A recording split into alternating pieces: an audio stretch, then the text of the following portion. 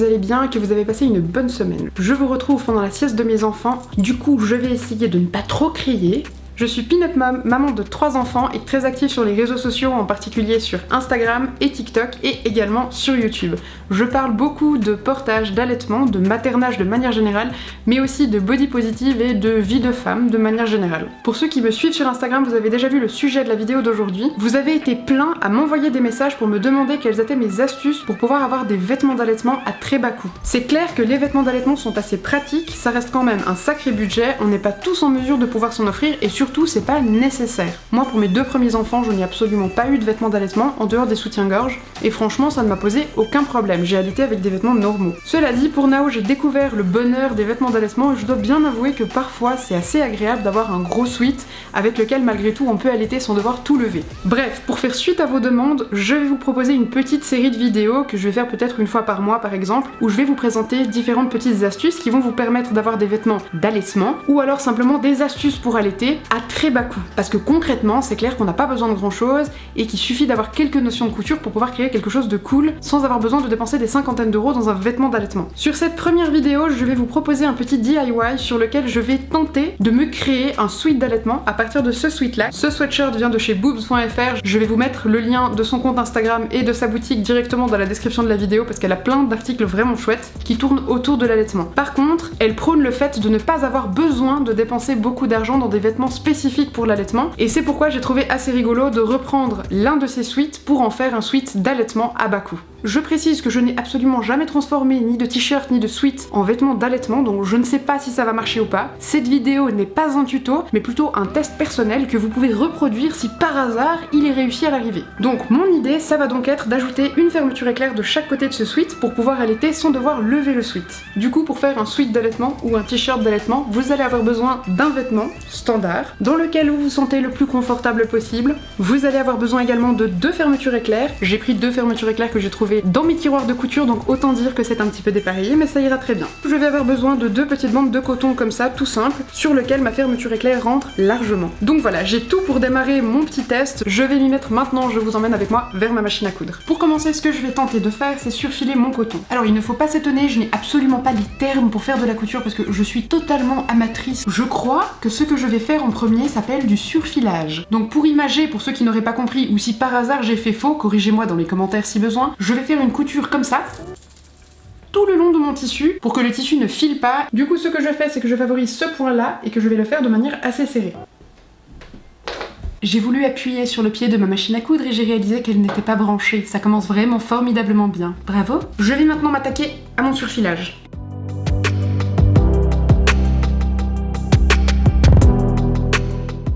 Je ne sais pas si vous voyez, mais j'ai un excellent exemple de ce à quoi sert le surfilage. Ça évite ça.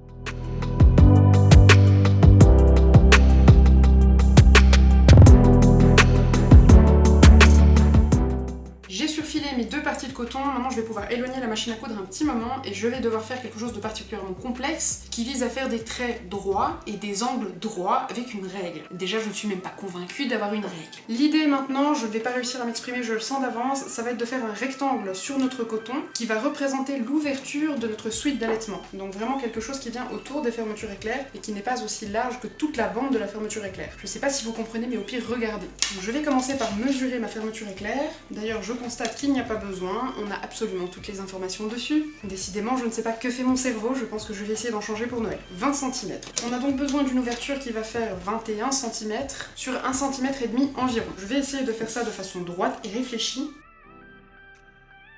Juste comme ça, il se pourrait très bien que cette vidéo soit un cruel échec et que je doive racheter ce sweat que j'aime beaucoup et que je me réjouis de porter.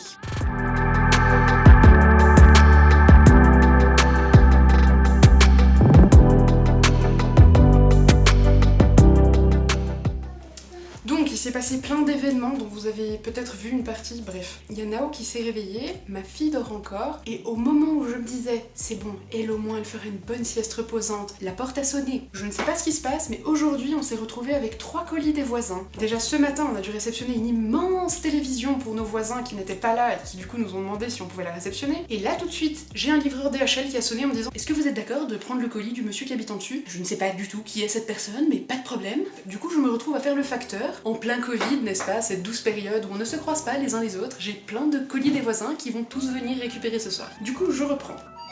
Oh. Ça recommence. Donc cette fois, c'était le voisin qui venait récupérer son colis, donc 2 minutes après que le postier ait sonné. Alors j'ai mon ouverture, autant vous dire que ce n'est absolument pas droit, j'ai fait vraiment un mauvais travail, mais bon. Voilà, j'ai fait ma première bande, je vais faire directement la deuxième pour éviter de devoir tout reprendre après parce que c'est pas très rigolo comme étape. Donc je vais refaire pareil en essayant de faire un peu plus droit sur la deuxième. Idéalement, ayez un fer à repasser à disposition. J'en ai un, mais je dois avouer que je ne sais pas où il est. Du coup, j'ai terminé, j'ai fait mes 2 petits rectangles, j'espère qu'ils seront assez grands, je pense que vous les voyez assez bien. Ce que je vais faire maintenant, c'est les placer là où je veux sur mon suite. Là, je vais en faire un à la fois parce que j'ai un petit peu peur de me planter. Donc ce que je fais maintenant, c'est que je prends le premier côté de mon sweat que je vais faire, donc que je vais coudre, et puis je vais placer cette bande à l'endroit où je veux que soit la fermeture éclair. Donc je vais la mettre par ici, ça me semble plus ou moins correct, ça va me permettre d'avoir un repère aussi pour le suivant, et je vais simplement mettre des petites épingles à nourrice pour faire tenir cette partie-là. Et donc oui, c'est normal, on va coudre sur l'endroit du tissu. L'autre côté vraiment intéressant de rajouter cette partie en coton sur le sweat, c'est qu'en fait moi je n'ai pas une surjeteuse, j'ai une machine à coudre tout à fait standard, ce qui fait que la couture est assez compliquée. Ça peut vite faire des petits plis, des petites bosses, des choses comme ça involontaires, et du coup je trouve que c'est beaucoup plus facile de coudre sur le coton.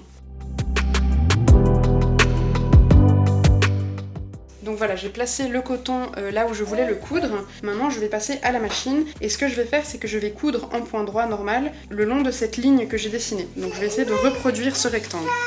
Au cas où cette couture était un échec, j'aimerais qu'on rende maintenant un hommage à ce sweat. Je ne vais pas vous demander une minute de silence parce que c'est un peu long, je vous demande du coup une microseconde de silence pour rendre hommage à ce sweat dans le cas où mon expérience était un échec.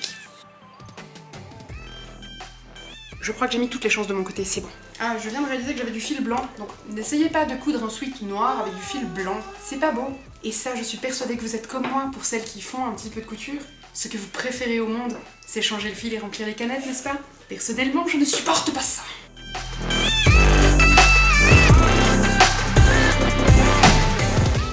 D'ailleurs, c'est rigolo parce que je me rappelle que quand j'étais à l'école et que j'avais des cours de couture, c'était peut-être l'un des trucs que je préférais. Simplement parce que c'était pas compliqué et que ça au moins je savais le faire.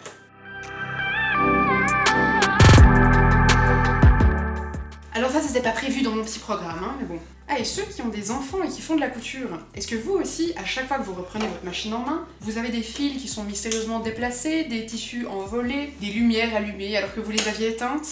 Moi ici, c'est toujours ça. Et pour ceux qui me demandent parfois si je compte vendre mes créations, je pense que vous avez un léger aperçu de pourquoi je ne vendrai jamais. Je ne suis vraiment pas faite pour ça. Par contre, j'aime beaucoup en faire pour moi et pour mes copines. Est-ce que je vous dis à quel point je me suis plantée ou pas? Non, ça me semble pas nécessaire. Donc ce tuto, à mon avis, pour quelqu'un d'affirmé en couture, il doit pouvoir se faire en moins d'1 heure. Hein. Moi, rien que pour enfiler mon fil, il me faut approximativement 3h30. Autant vous dire que j'en ai pour 2 jours. Non, c'est pas vrai. Ça fait pas longtemps que j'y suis, et je suis persuadée, ou presque persuadée, que je peux y arriver. Donc, je vais tenter de passer mon tissu très épais sous cette machine qui ne fait que du tissu très fin. Je crois que c'est bon. Je vais repasser sur un point normal que je vais faire assez serré. Est-ce que j'aurais pris le tissu dans une épingle? Heureusement que je regarde ce que j'ai fait, je constate que j'ai mis une épingle dans les 2 couches de tissu. C'est vraiment très contre-productif, mais vraiment. On y va, c'est parti.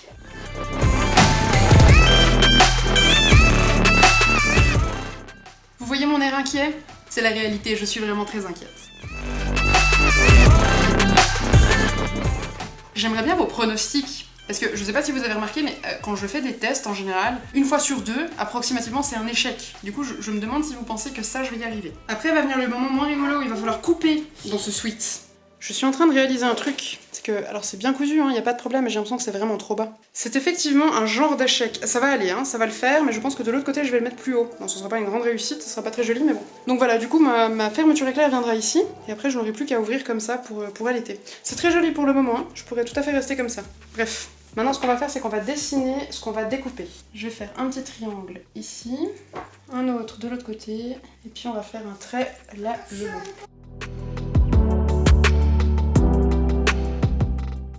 On va couper. J'ai pas du tout envie de faire cette étape, j'ai presque envie d'arrêter la vidéo maintenant. Ça m'angoisse énormément. Et donc oui, je n'ai absolument pas de matériel de couture. Hein. Mon Dieu, il y a un tas de neige qui vient de se casser la figure devant ma fenêtre. Je vais couper sur mon trait.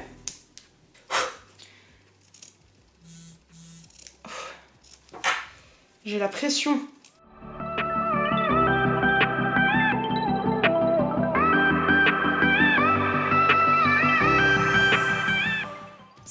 on a tout ce qu'il nous faut. Maintenant, l'étape suivante, ça va être de retourner cette couture vers l'intérieur. Pour le moment, ça sent plutôt bon, hein. C'est une petite ouverture, par contre, j'ai vraiment des petites fermetures éclairs, je sais pas si c'est très judicieux. Je vais essayer de laisser comme ça, sans passer par le fer à repasser, je suis pas sûre que ça fonctionne, on va essayer. Je pense que je vais mettre la fermeture vers le haut. Voilà, donc là, on voit bien notre ouverture, qui est, ma foi, plutôt droite. On va essayer de placer ça. Donc, je vais mettre des épingles directement. Je sais même pas si vous voyez bien ce que je fais, j'espère que oui. Je suis en train d'hésiter. Je dois vous avouer quelque chose, je n'ai absolument jamais de ma vie cousu une fermeture éclair. Je pense que je vais commencer par coudre la première partie. Je vous montre juste ce que ça donne, du coup, j'ai retourné donc mon rectangle vers l'intérieur du tissu, donc à l'extérieur on ne voit plus que la fermeture, et j'ai mis les épingles sur une moitié de ma fermeture éclair. Donc je vais essayer de voir si ça fonctionne. Ça devrait normalement plutôt bien se passer. Je ne sais pas encore si je le dis pour me rassurer ou si c'est sincère.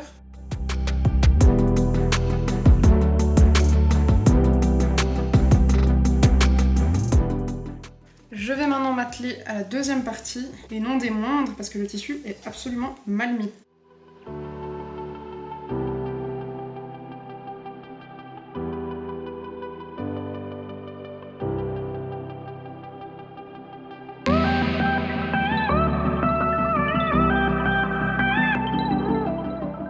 Je crois que c'est bon. Donc maintenant je vais m'attaquer à la seconde partie. J'ai juste un problème, c'est que je constate qu'avec mon intelligence générale, j'ai mis mes épingles dans le mauvais sens. Niveau organisation, encore une fois, hein, on n'est pas au top. Croisez les doigts, de pied aussi si possible.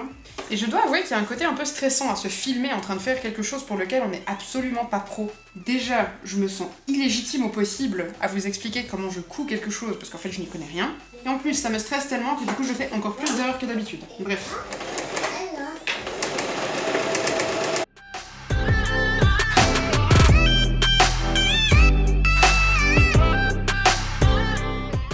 Je suis très surprise de vous annoncer que j'ai plus ou moins terminé. Je vais fignoler encore en faisant une petite couture en bas pour fermer et une petite couture en haut. Je dois bien avouer que je crois que c'est une réussite. Alors après, il manquera plus qu'à le tester et puis à faire la même chose de l'autre côté évidemment. Et je vous confirme que mes fermetures éclairs sont vraiment trop petites.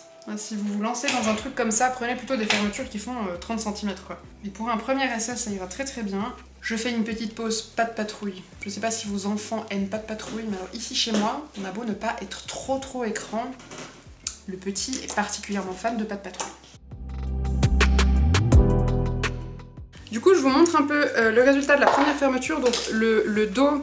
Donc l'intérieur du sweat, ça donne ça. Du coup, on a la bande de coton qui effectivement ne se voit pas trop. Par contre, ça se voit quand même un peu. Moi, je vous suggère de prendre quelque chose qui a la même couleur que votre sweat, parce que là, pour le coup, on la devine, mais c'est pas grave. Et on voit que j'ai vraiment pas fait les choses de manière droite, donc j'ai beaucoup de tissu en trop. Bon, enfin bon, c'est pas trop grave.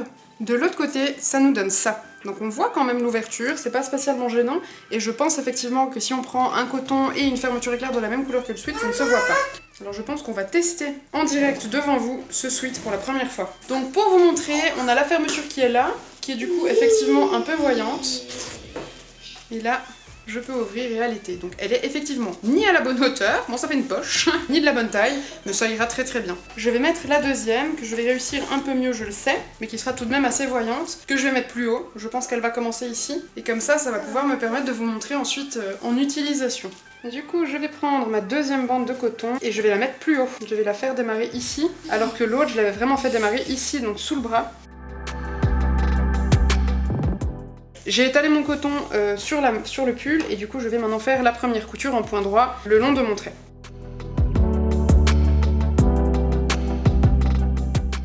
Là, je vais refaire mon trait au milieu de la couture pour pouvoir découper correctement. Donc, je vais commencer par un petit triangle d'un côté, un petit triangle de l'autre côté et un trait droit au milieu.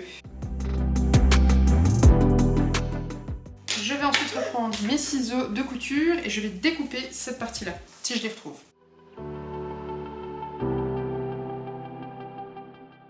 Du coup, maintenant, on va retourner le rectangle pour l'avoir sur l'envers du tissu et on va pouvoir ensuite mettre la fermeture éclair. Et je vais venir épingler ma fermeture éclair tout le long du trou. Et je confirme qu'avec un fer à repasser, c'est plus facile, mais c'est pas infaisable sans fer à repasser.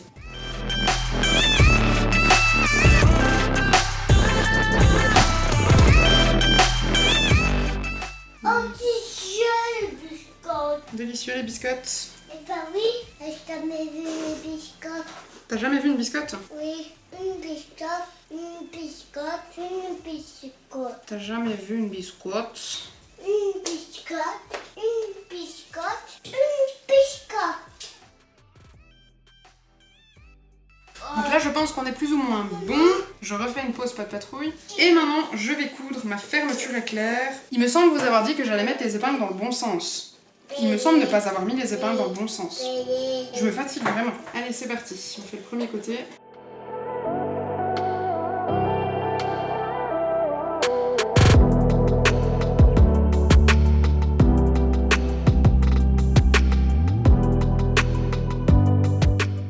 Du coup, ma deuxième fermeture éclair est posée. Je suis allée un petit peu vite en besogne, c'est pas très droit. Pour un premier essai, je pense que c'est pas trop mal. Et tout ça, je pense que je vais finir par le couper. Ce que ça donne dans l'autre sens, c'est ça. Donc voilà, c'est toujours pas discret du tout. D'ailleurs, on voit clairement que ce n'est pas à la même hauteur. Ça ira très très bien pour un premier essai, c'était surtout pour voir si c'était quelque chose qui pouvait servir ou pas. Je vais essayer de le mettre. Du coup, j'ai ma fermeture éclair qui arrive un peu plus haut et qui permet effectivement d'allaiter. Clairement, c'est pas génial, c'est vraiment du bricolage. Cela dit, ça fonctionne. J'ai retenu les erreurs pour faire mieux la prochaine fois. Ce sweat, ça ne m'empêchera absolument pas de le porter. Du coup, je retiens cette astuce que je trouve assez rigolote, même pour faire aux copines par exemple, si elles ont des pulls qu'elles aiment bien et qu'elles veulent garder. Par contre, le coton beaucoup plus petit, aussi grand, ça ne sert absolument à rien. Il faut vraiment que ça fasse peut-être 2 cm de plus que la fermeture éclair sur les côtés pour ne pas avoir un excédent de tissu. L'autre chose que je retiens, c'est que autant la fermeture éclair que le tissu en coton doit être de la même couleur que le sweat, parce que sinon ça ne fonctionne pas. Donc j'avais pas du tout cette vision là, pour moi c'était quelque chose qui allait être un peu invisible. Et il s'avère que oui, ça pourrait, mais du coup j'aurais perdu un petit peu de matière au niveau du sweat, parce que j'aurais dû replier plus. Donc la prochaine fois, je pense que je prendrai simplement un coton qui est de la même couleur. Et les fermetures éclair, il faut qu'elles soient plus longues que les miennes. Donc minimum 25 cm, je pense plutôt 30 cm. Je sais pas si ça vous intéresse que je refasse un test un peu plus poussé qui pourrait être du coup une forme de tuto. Je pourrais en faire un. Simplement, je vais réparer du coup mes petites erreurs pour vous permettre d'avoir quelque chose de plus travaillé. Je trouve que si on a quelques notions de couture et qu'on n'a pas envie de dépenser des fortunes dans des vêtements d'allaitement, mais qu'on a envie d'avoir un petit luxe en ayant un sweat d'allaitement qui permet quand même de garder tout le corps au chaud et d'avoir juste le sein pour bébé, je trouve que c'est une super technique. Donc c'est pas compliqué, franchement c'est à la portée de n'importe qui. Je ne suis pas assez persévérante pour faire des choses comme ça, c'est vraiment quelque chose qui m'agace au bout d'un moment. Je pense que dans tous les cas, que j'en fasse une vidéo YouTube dans quelques semaines ou pas, je referai l'expérience avec d'autres vêtements parce que je trouve vraiment que c'est plutôt rigolo. Et du coup j'ai mon cobaye qui arrive, je vais tester en direct ce sweat avec vous. Tu vas faire coucou? Et je dois avouer que ça marche très très bien, on n'y voit absolument rien. Je suis assez contente d'avoir testé cette astuce, mais c'est évident, j'en referai d'autres parce que je trouve ça très rigolo et que ça tient chaud. Je suis dans un endroit où il fait particulièrement froid, où on a de la neige partout, et du coup je suis très contente si je peux garder l'intégralité de mon corps au chaud tout en allaitant Nao. Enfin bref, j'espère que cette vidéo vous aura plu, que au moins elle vous aura fait rire, parce que encore une fois, je ne suis pas convaincue que ce soit une réussite. Je me mettrai une note de 5 sur 10, ce qui est déjà pas mal, mais franchement on est loin du top de la réussite quoi. Et n'oubliez pas de me dire si vous avez envie que je refasse l'expérience, mais vraiment sous forme de tuto, et de manière totalement réussie. Je peux le faire. Je vous souhaite une très très bonne fin de dimanche, j'espère que vous allez passer une superbe semaine, et à dimanche prochain avec une nouvelle vidéo. Ciao!